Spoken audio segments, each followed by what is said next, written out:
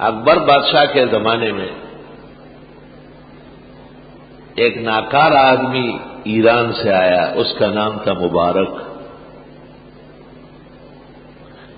اور اس کے بیٹے تھے فیضی وغیرہ، بڑے ٹھیک ٹھاک مولوی پڑے ہوئے تھے، لیکن افسوس کہ اضلہ اللہ علی علم کے ہوتے ہوئے گمراہ تھے۔ اس فیضی نے قرآن کی ایک ترجمہ و تفسیر لکھی ہے سواتع الالہام کے نام سے، ابو الحسن فیضی، 3 جلدوں میں سواتع الالہام، اول سے اخیر تک کوئی نقطہ نہیں ہے، با، نون، جیم، تے، سے، یہ خے، یہ نہیں ہے، اس کے بغیر عربی۔ آپ اپنی زبان پشتو یا اردو میں بغیر نقطوں کے بات کر لیں، ذرا سارا دن بھوکے رہیں گے، کیونکہ پانی نہیں کہنا ہے، اس میں نقطے آ رہا ہے، روٹی نہیں کہہ سکتے ہیں، اس میں ٹے آ رہا ہے، اپنی بولی میں آپ نہیں بول سکتے۔ اور اس نے پرائی بولی کے اندر قرآن کی تفسیر لکھی اور علمی تفسیر لکھی، لیکن اس نے دیکھا کہ اکبر بادشاہ کے دربار پر علماء کا سخت غلبہ تھا۔ اکبر بادشاہ بہت تقوادار اور پرہیزگار تھا، گھوڑے پر راستے میں چلتے تھے، عالم کو دیکھ لیتے تھے تو نیچے اتر جاتے تھے، ایسی بہترین تربیت شاہی خاندان نے کی تھی۔ اور 24 گھنٹے میں ایک دفعہ دربار ہند میں لکھا ہوا ہے مسجد میں آ کر خود جھاڑو لگایا، ایک دفعہ، تھوڑی دیر کی۔ لیکن ایران اینڈ کمپنی کو یہ برداشت نہیں ہوا، اور انہوں نے ابو الحسن فیضی کو کہا کہ ابو الحسن فیضی نے ان کو آ کے کہا کہ یہ وہ علماء نہیں ہیں، یہ تو بیکار لوگ ہیں، اور یہ تو دین کے دشمن ہیں، اور انہوں نے اسلام کو برباد کر لیا۔ اور وہ جن کو ورثۃ الانبیاء کہا ہے قرآن و سنت ہے، وہ اور شان کے لوگ تھے، وہ ان میں ایک بھی نہیں ہے۔ پھر ایسا وقت آیا کہ اکبر بادشاہ علماء کو کشتی میں بٹھاتے تھے اور دریا میں چھوڑاتے، بے انتہا علماء کو مار ڈالا۔ اس وقت اکبر بادشاہ کو یہ فتویٰ بھی دیا گیا کہ رعایا کی اصلاح کے لیے ضروری ہے کہ جو شخص دربار میں آئے وہ آپ کا سجدہ کرے۔ سجدہ کیسے کرے گا؟ تو آنے کا راستہ بنایا گیا کہ اس سے جب آدمی نیچے اترتا تھا تو بادشاہ سامنے تخت پہ بیٹھا ہوتا تھا، پہلے اس کا سر اس کے پیروں میں آ جاتا، اور وہ سلطنت اسلامی جس کے لیے بابر رشدان اور مرغینان سے چلا تھا، اور وہ اسلامی سلطنت جس کے لیے ہمایوں نے سندھ میں مارے کھائی تھی، وہ سب کا سب شرک اور کفر کی نظر ہو گیا۔ اور اکبر بادشاہ کو کہا گیا کہ بادشاہ سلامت کا مقام اور مرتبہ ابو حنیفہ اور شافعی سے کم نہیں ہے، آپ جو کہے وہ دین ہوگا، اولو الامر ہے، آپ کی اطاعت فرض ہے۔ بادشاہ نے کہا اتحاد الادیان کرتے ہیں، ہندو، سکھ جتنے تھے، ڈوگرے، بوسڑے، مسلمان سب آپس میں ایک ہیں۔ مسلمانوں کو کہا اپنی بیٹیاں ہندوؤں کو دے، مسلمان لڑکوں سے کہا ہندو چھوکریوں سے شادیاں کرو، اور پابندی لگا دی کہ خبردار کسی نے گائے کاٹی، کیونکہ ہندو مت میں گائے کاٹنا بہت بڑا گناہ ہے۔ اور 9 آدمی دربار میں ایسے بٹھائے جس کو بقول عبید اللہ سندھی کے نیشنل کونسل کے طور پر ظاہر کیا، اس کا نام تھا نورتن، اور بادشاہ کے نظریے کو کہتے تھے دین الہی۔ اور ابو الحسن فیضی کمبخت نے اکبر بادشاہ کو کہا بادشاہ سلامت، آپ سو رہے تھے، آپ کے اوپر الہام آ رہا تھا، لیکن آپ سو رہے تھے، کیا الہام تھا؟ کہ یا ایھا البشر لا تذبح البقر فإن تذبح البقر فمأواکم السقر۔ عربی میں کتنا ماہر ہے، دیکھو شیطان کو دیکھو، یہ الہام آیا ہے، اور میں نے جلدی جلدی لکھ لیا کہ بادشاہ سلامت کا الہام، پتہ نہیں احتلام ہو رہا تھا کیا ہو رہا تھا۔ یا ایھا البشر لا تذبح البقر فإن تذبح البقر فمأواکم السقر۔ اب قرآن کی آیت سے شرم نہیں آئی، ان اللہ یامرکم ان تذبحوا بقرہ، بادشاہ نے حکم دے دیا گائے نہیں کاٹو۔ خیر دربار ہند نام کی کتاب، اس میں سب خرافات اس کی لکھی ہے، نورتن اور دین الہی، جادو، اور اکبر بادشاہ کا کلمہ پڑھا جانے لگا، لا الہ الا اللہ، جلال الدین اکبر خلیفۃ اللہ، ایسا ظالم ہو گیا۔ بادشاہان تو غلط ڈب پہ چل پڑتے ہیں۔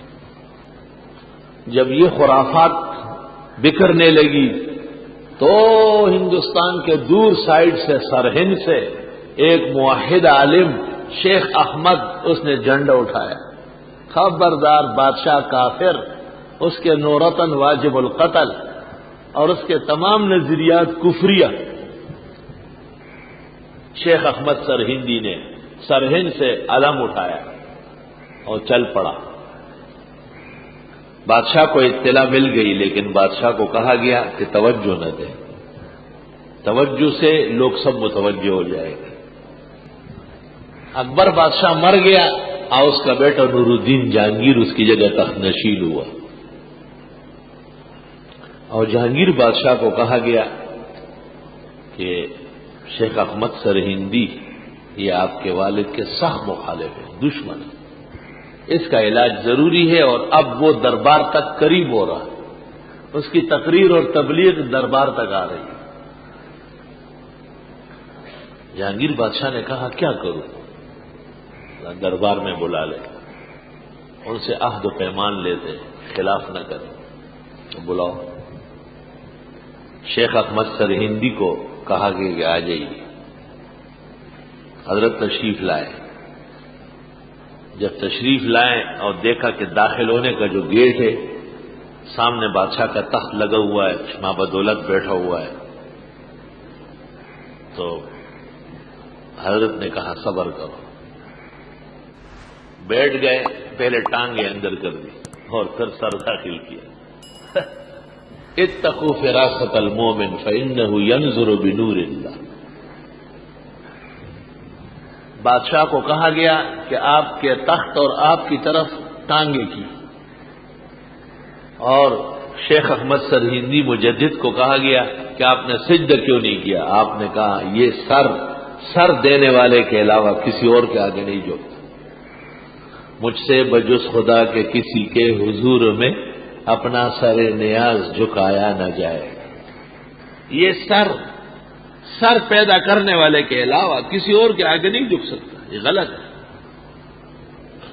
بادشاہ نے کہا تعظیمی سجدہ بادشاہ کا حق ہے، آپ نے فرمایا سجدہ جب بھی ہوگا تعبد کا ہوگا، تعظیم سجدے میں نہیں ہے، صحابہ نے محمد رسول اللہ کا سجدہ نہیں کیا، لہذا میں محمدی ہوں، رسول اکرم کو پوری کائنات کا ہادی و مہتدی مانتا ہوں، اس کی شریعت کے خلاف نہیں کر سکتا۔ کہ ہم جو کر رہے ہیں کہ غلط کر رہے ہیں۔ کہ یہ دربار میں علماء بیٹھے، حضرت نے فرمایا یہ سب چاپلوس ہے، یہ کاسلیس ہے، اور یہ 10 منٹ میرے سامنے ٹھہر نہیں سکتے۔ ان سے پوچھو ابو بکر، عمر، عثمان، علی، حسن، حسین، ان میں سے کسی ایک کا سجدہ ہوا ہے؟ یہ جواب دے، انہوں نے کہا نہ۔ کہ ابو حنیفہ، مالک، شافعی، احمد میں سے کسی کا سجدہ ہوا ہے؟ کہا نہ۔ کہ بخاری، مسلم، ترمذی، ابن ماجہ، نسائی، ان بزرگوں کے شاگردوں میں سے کسی نے ان کا سجدہ کیا ہے تعظیم میں؟ کہا نہ۔ کہ چاروں سلسلوں میں کسی ایک بزرگ نے سجدے کو جائز کہا ہے؟ کہ یہ کون سے دین کے ماننے والے ہیں کہ آپ کو بہکار ہے اور آپ کے والد کو بے دین دنیا سے گزارا ہے؟ بادشاہ غصہ ہو گیا، سمجھ تو گیا کہ آدمی پختہ ہے، غصہ ہو گیا۔ اس نے کہا جلالت الملک کی توہین کی۔ آپ نے کہا جلالت الملک صراط مستقیم سے ہٹا ہوا ہے۔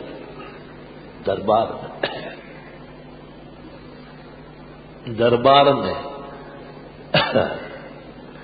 توحید کا ایک سالار اللہ کی وحدت اور الوہیت کی غیرت پر بھرے دربار میں تنہا گفتگو کر رہا۔ بادشاہ نے کہا مارو اس کی گردن۔ جلاد سے کہا اٹھو، گردن مارو۔ وزیر اعظم تھا پورے ملک کا، نظام الملک، وہ ہاتھ باندھ کے کھڑا ہو گیا۔ بادشاہ کو کہا صبر صبر، ہم ملک کے خیر خواہ ہیں، ہم آپ کے خیر خواہ ہیں۔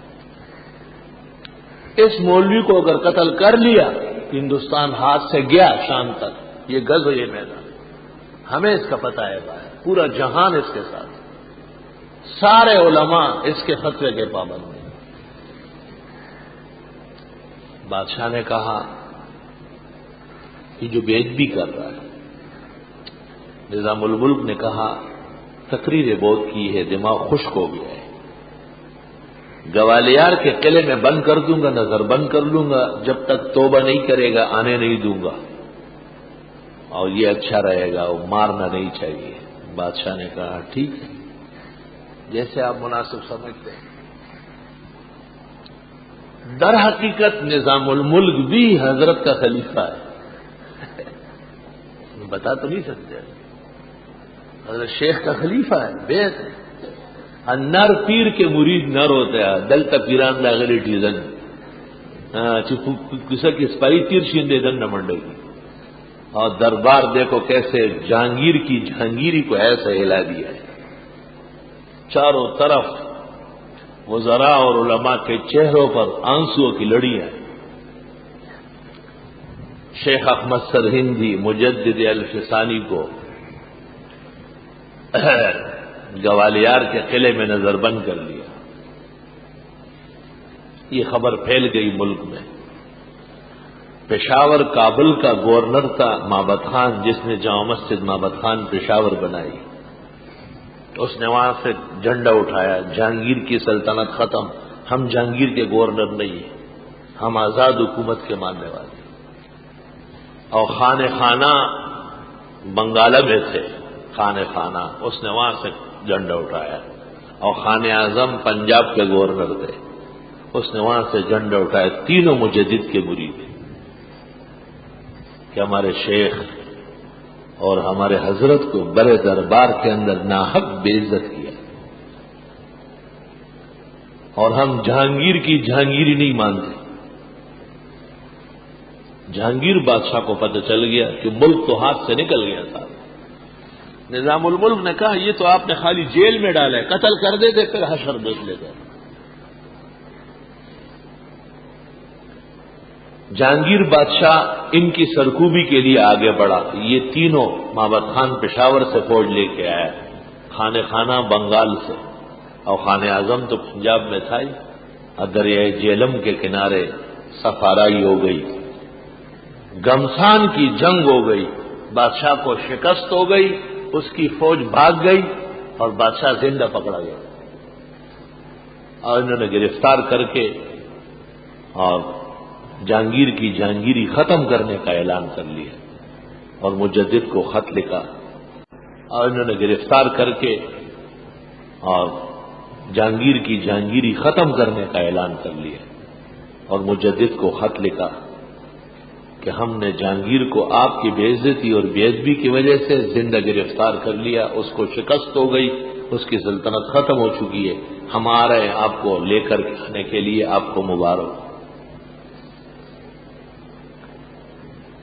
حضرت اقدس مجدد الفسانی رحمت اللہ علیہ شیخ احمد نے وہیں سے تینوں کے نام خط لکھا کہ فقیر کا اختلاف بادشاہ سے سیاست کا نہیں، تاج و تخت کا نہیں، بلکہ توحید اور شرک کا ہے، سنت اور بدعت کا ہے، میرے مسئلے کو نہ خراب کرو، بادشاہ کو رہا کرو۔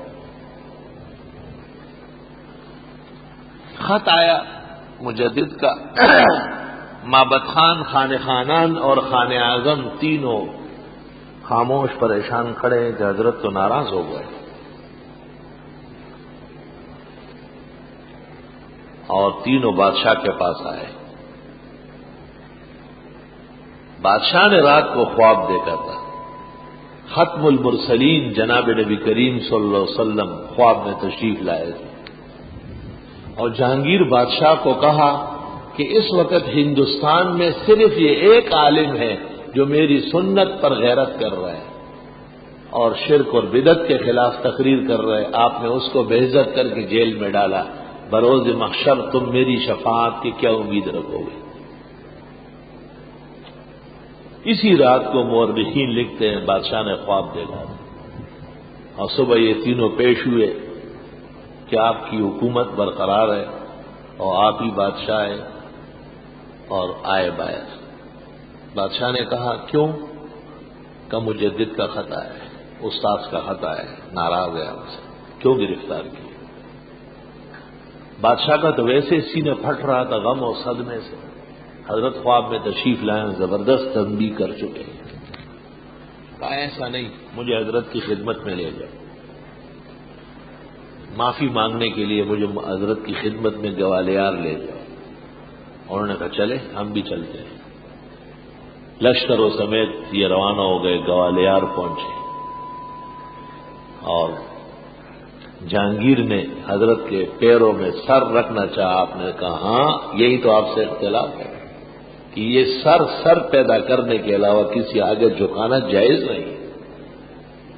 یہ دین محمدی ہے، یہ پیغمبر صلی اللہ علیہ وسلم جو سچا دین لے کر کے آئے، 1000 سال بعد ایک عالم بادشاہ کے دربار کو ہلا کے رکھتا ہے، پورا منشور تبدیل کروا دیا۔ جہانگیر نے نیچے دستخط کر کے مہر لگائی اور حضرت کے آگے رکھی کہ حضرت جو چاہے مجھے معزول کر کے ان 3 میں سے کسی کو بادشاہ بنائے، میں راضی ہوں، مجھ سے راضی ہو جائے، مجھے معاف کر دے۔ آپ نے خطبہ مسنونہ لکھ کر اعوذ باللہ بسم اللہ الذین ان مکناہم فی الارض اقاموا الصلاۃ وآتوا الزکاۃ وامروا بالمعروف ونہوا عن المنکر وللہ عاقبۃ الامور کی آیت لکھ کر اس کے آگے حدیث نقل کی اور پھر 20 سے 30 تک اصلاحات فرمائی کہ آپ کے والد نے مجوسیوں کو خوش کرنے کے لیے دربار میں آگ جلائی، فوراً بجھاؤ، اور ہماری مسلمان لڑکیاں ہندوؤں کے ہاں گئی ہے، وہ نکاح نہیں ہوا ہے، فوراً واپس کراؤ۔ ہندو چوکریاں مسلمان لڑکوں کے پاس آپ نے بھیجی ہے، وہ واپس کرو جب تک وہ مسلمان نہیں نکاح نہیں ہوا۔ اور آپ نے گاؤ کشی پر پابندی لگائی، سرکاری بڑے بڑے چوراہوں پر سرکاری سطح پر گائے ذبح کروائے، صبح و شام دنیا کو دکھائے کہ ہم مسلمان ہیں اور ہمارے مذہب میں گائے ذبح کرنا عبادت ہے۔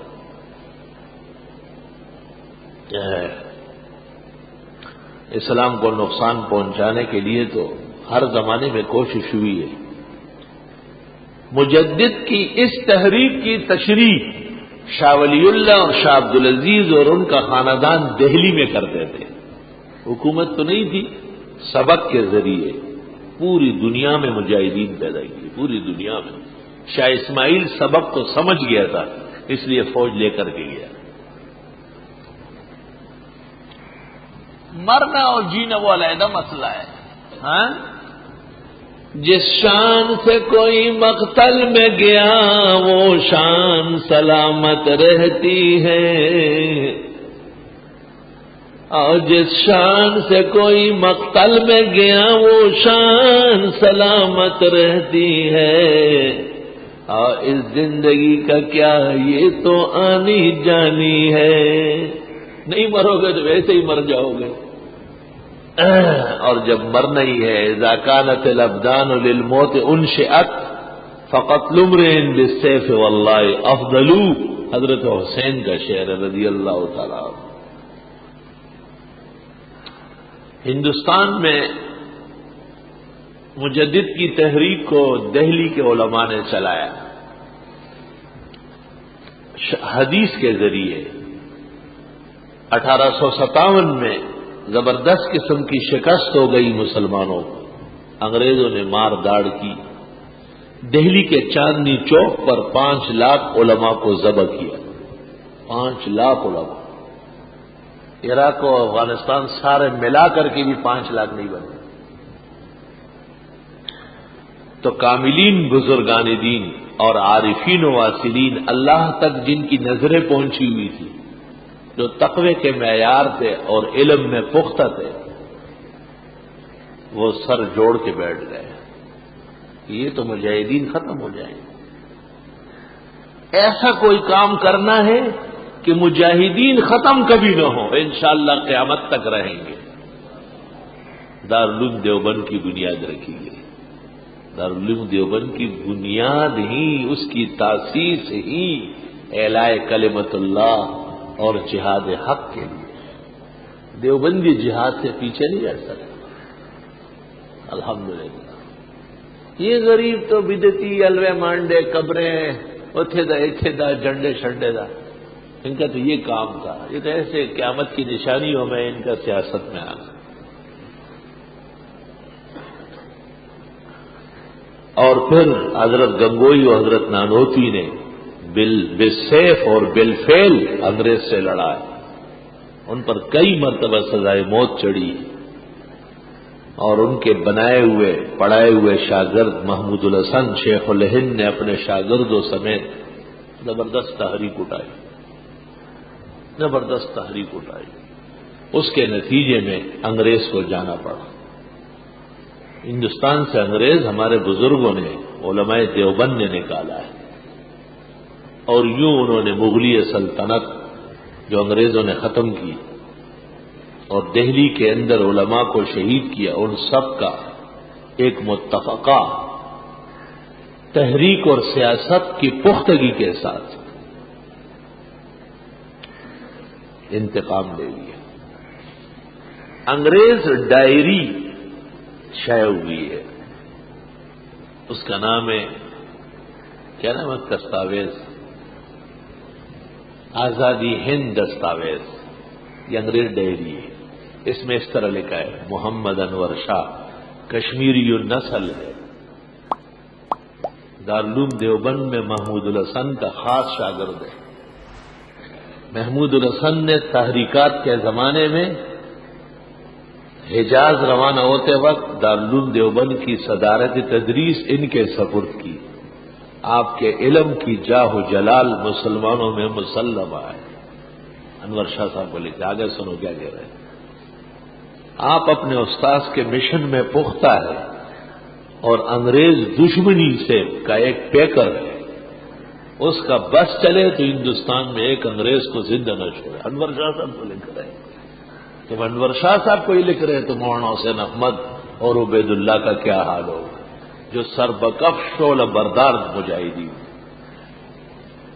انور شاہ صاحب کے بارے میں سخت رپورٹ لکھی، کشمیری النسل ہے، دارالعلوم دیوبند میں محمود الحسن کا خاص الخاص شاگرد ہے۔ محمود الحسن نے ہندوستان سے حجاز روانہ ہوتے وقت دیوبند کی صدارت تدریس ان کے سپرد کی۔ آپ کا علم علماء اور عوام میں ایک جیسے دستاویز مانا جاتا ہے۔ آپ انگریز دشمنی میں سرشار ہے اور انگریز دشمنی کا پیکر ہے۔ آپ کا بس چلے تو ہندوستان کی زمین پر ایک انگریز زندہ نہ رہے۔ الحمدللہ الحمدللہ۔